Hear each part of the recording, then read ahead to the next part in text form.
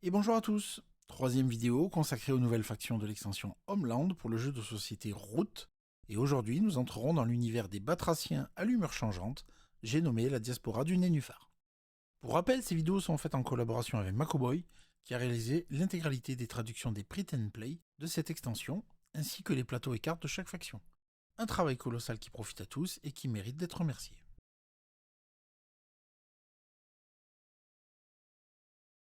Les grenouilles sont-elles un nouvel habitant, de prime abord calme et pacifique, qui viendrait s'installer dans la forêt et ses clairières? Ce faisant, cette faction partage ses connaissances et ses pratiques avec les populations déjà en place, et offre ainsi deux choses. Une nouvelle couleur de clairière, la couleur grenouille. Elle se distinguera par la pose d'enclave qui sont des jetons double face. Nous y reviendrons juste après.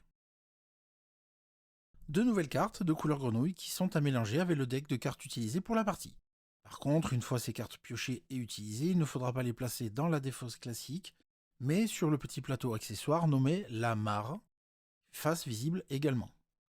Ainsi, quand un joueur pourra piocher une ou plusieurs cartes à son tour, il aura le choix de piocher sa première carte sur le dessus de la mare. Les autres cartes à piocher, le cas échéant, seront récupérées dans la pioche classique.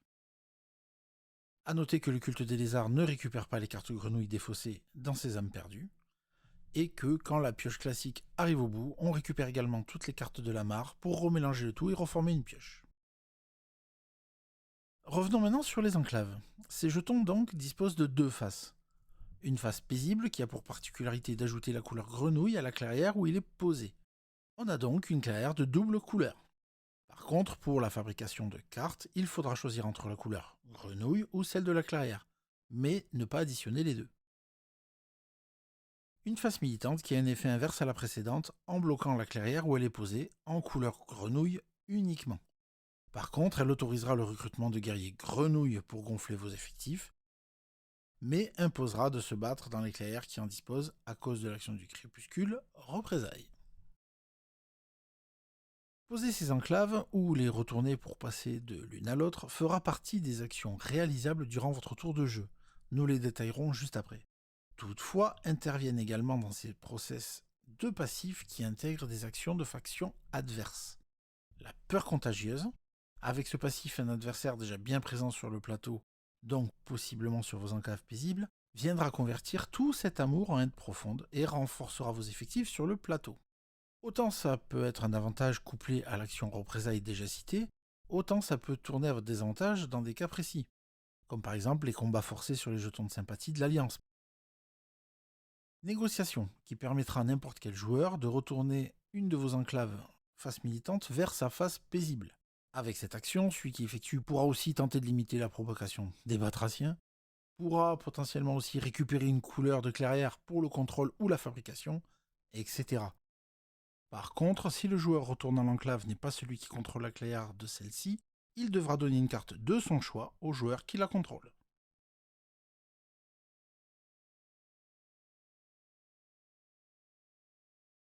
Pour la mise en place, il faudra disposer 5 guerriers ainsi qu'une enclave face paisible dans une clairière sur la rivière, un peu à la façon des loutres. Puis il faudra mélanger toutes les cartes grenouilles dans la pioche commune, en plaçant la mare à proximité. A noter, pour les parties à deux joueurs, il faudra retirer la domination grenouille.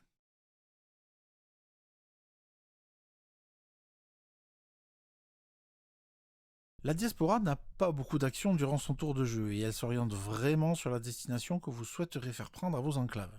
À l'aurore, on commencera par la fabrication avec les enclaves, qu'elles soient paisibles ou militantes. Juste que la paisible donnera aussi accès à la couleur de la clairière.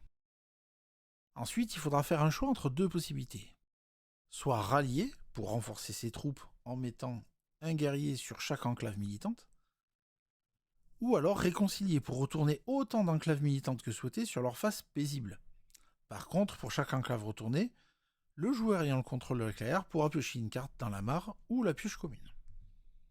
Si c'est vous qui contrôlez les clairières, cela peut vous permettre de piocher énormément de cartes et de refaire directement une très belle main. Lors de la phase de jour, il sera possible d'effectuer 3 actions, mais il faudra encore choisir entre 2 possibilités. Donc il sera possible de faire jusqu'à 3 fois la même. Coloniser. C'est un bon moyen de propager vos enclaves si vous disposez de suffisamment de guerriers sur le plateau. On pourra donc déplacer des guerriers provenant de plusieurs clairières adjacentes que l'on contrôle sur la clairière de destination en ne comptant qu'un seul déplacement. Et choisir soit de se battre à l'arrivée, soit d'installer une enclave paisible si on contrôle directement la clairière. On peut aussi utiliser le passif nageur, qui donnera accès à d'autres clairières qui deviendront adjacentes. A noter qu'il est également possible de n'effectuer aucun déplacement, mais de faire tout de même le combat ou le placement d'enclave. Provoquer. A l'inverse, on pourra donc retourner une enclave paisible sur sa face militante. Ou alors placer une enclave militante dans une clairière sur la rivière, ou alors placer une enclave militante sur une clairière contenant au moins un guerrier de la diaspora. Une fois le mode de placement choisi, il faudra ajouter un guerrier de la réserve sur chaque enclave militante. Toutefois, cette action vous coûtera une de vos cartes, choisies aléatoirement. N'hésitez pas à demander à un autre joueur de la choisir, il se fera certainement un plaisir de le faire. Par contre, il est à noter que cette action restera réalisable même si vous n'avez plus aucune carte en main. Elle devient donc gratuite, mais pourra être pénalisante pour le crépuscule selon vos projets de jeu. Et le crépuscule, nous y voici. En premier lieu, l'action représailles, déjà évoquée, impose d'effectuer un combat dans chaque clairière militante. S'il y a plusieurs autres factions, vous choisissez celle à attaquer. Par contre, si votre clairière militante ne contient aucun guerrier adverse ou même aucun de vos guerriers, ignorez le combat. Ensuite vient l'intégration, votre principal moyen de faire des points de victoire. Ainsi, en dépensant une carte de la couleur choisie, ou une carte oiseau, vous marquerez autant de points que de clairières de cette couleur disposant d'une enclave paisible. Donc en gros, ça veut dire on peut aller jusqu'à 4 points de victoire maximum. Mais ce qu'il faut savoir, c'est qu'on ne peut pas utiliser la couleur grenouille et qu'il n'est possible de faire l'intégration qu'une seule fois par tour. Enfin, s'achèvera le tour sur la pioche de cartes en fonction du nombre d'enclaves paisibles présentes sur le plateau de jeu. On défaussera ensuite tout excédent au-delà de 5 cartes.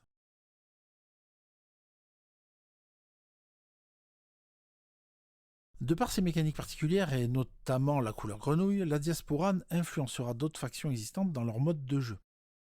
L'Alliance de la Forêt. Il sera possible de disposer de la sympathie et de se révolter sur les clairières paisibles en utilisant à la fois des cartes de couleur grenouille ou de la couleur de la clairière. Par contre, la révolte ne sera pas possible sur les enclaves militantes car il n'existe pas de base de cette couleur. Quand une base est retirée, il faudra défausser tous les partisans des couleurs de la clairière si elle est paisible.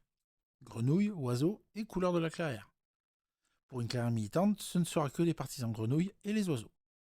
Enfin, il sera possible d'utiliser des cartes grenouilles pour les entraînements d'officiers si la base est sur une clairière paisible. Les gardiens de fer. Si vous réalisez l'action récupérer depuis une clairière avec une enclave paisible, comptez les clairières que vous contrôlez correspondant à la couleur imprimée, ainsi que celles que vous contrôlez avec des enclaves. La conspiration des corvidés.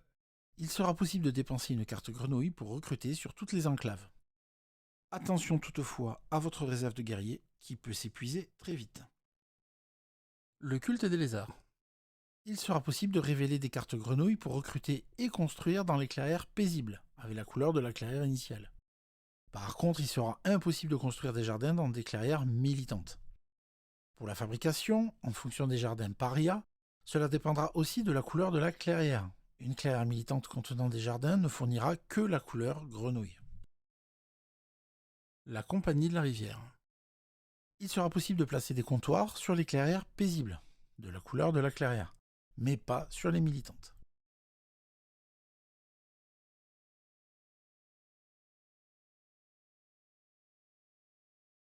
Jouer cette faction impliquera de savoir quand alterner entre les enclaves paisibles et les enclaves militantes, pour renforcer sa présence sur le plateau de jeu, mais sans trop perdre de points non plus lors de l'intégration. Idéalement, marquer un minima 2 points de victoire par tour, au moins pour les 3 premiers tours, serait suffisamment raisonnable pour ne pas s'attirer les foudres de vos adversaires trop rapidement, tout en développant votre armée à côté. Car oui, vos adversaires auront tout intérêt à vous contrôler rapidement au risque que vous n'envahissiez le plateau, les empêchant ensuite de faire quoi que ce soit. Veillez donc à être assez discret et diplomate au départ, à ne pas aller trop vers vos adversaires avec les premières enclaves, ou alors en négociant la paix contre la double couleur de clairière. Après, il est sûr que vos adversaires finiront par attaquer vos enclaves, mais au risque de voir apparaître des guerriers un peu partout. Et si vous avez déjà une belle armée, cela ne ferait que renforcer tout ça pour un seul point de victoire. L'autre désavantage pour vos adversaires de faire ça, c'est qu'ils perdront le bénéfice de la double couleur de clairière, et donc potentiellement de ne plus pouvoir fabriquer des cartes. A contrario, pour limiter votre expansion, il pourrait aussi utiliser le passif négociation. Mais là encore, cela pourrait vous être avantageux pour marquer des points de victoire à votre crépuscule via l'intégration. De votre côté, vous aurez l'action réconcilier pour convertir vos enclaves militantes en paisibles. Mais faites bien attention à ne pas trop fournir les mains de vos adversaires en cartes s'ils contrôlent les clairières concernées. Pour gonfler vos armées, l'action provoquée sera très utile car accessible dans ses divers choix. Mais faites bien attention à conserver au moins une carte qui pourra vous faire gagner des points de victoire avec intégration. Sachant que, vu que vous la perdez aléatoirement, il serait dommage de la perdre en cours de route et de ne pas pouvoir marquer de points juste après. Enfin, avec toutes ces enclaves, les possibilités de fabrication seront très importantes, et gagner des points de victoire par ce moyen sera plutôt aisé si vous êtes bien établi. Comme pour n'importe quelle autre faction, attention à ne pas fabriquer trop tôt au risque de se faire punir dans la foulée. Pour conclure, vous l'aurez compris, tout le jeu s'axera donc sur l'utilisation de vos enclaves et leur placement. Certaines cartes ont d'ailleurs un intérêt majeur pour cette faction pour réaliser cet objectif, comme les tunnels, qui peuvent s'utiliser lors de l'action colonisée, et ainsi faire venir des guerriers d'autres clairières considérés du coup comme adjacentes, ou encore la très délaissée soupe populaire, qui renforcera votre contrôle sur les clairières et pourra limiter de fait les déplacements des adversaires.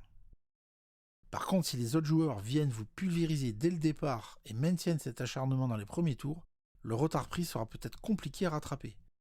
Tout dépendra du draft de départ et de vos cartes. Et voilà, j'en ai terminé avec la dernière faction. Donc j'espère que la vidéo vous aura plu, ainsi que les autres. N'hésitez pas à laisser des commentaires et un petit pouce bleu si vous avez aimé tout ça. Au plaisir et à bientôt!